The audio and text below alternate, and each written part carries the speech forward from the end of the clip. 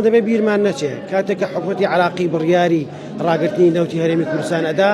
حتمما بڕیاری تریش بە دوایە دیگە لە حاڵێک هاتووە بەو شێوەی کە ئەو ئێوێ نەچیتە ژێرباری بڕیارەکانی ئەوە طبعاً بابەتەکە کاریگەری سلبی و ئیجابیشی هەیە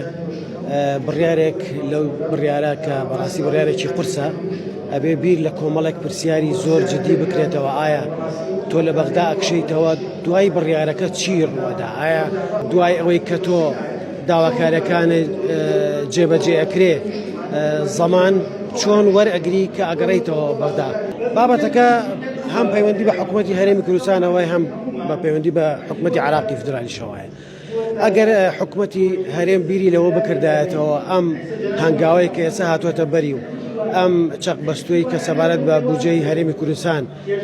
ڕووی تێ کردووە دەبایە پێشتر لە مانگی دوو ئەوەی کە بڕیاری دادگای فیدرالی دەرەچێ بە حسابی ئەوەی بکردایە بەڵام دەبێ بیرمان نەچێ کاتێککە حکوومەتی عراقی بڕیاری ڕاگررتنی نەوتی هەرێمی کوردستان ئەدا حتمما بڕیاری تریش بە دوایە دیگە لە حاڵێک هاتووە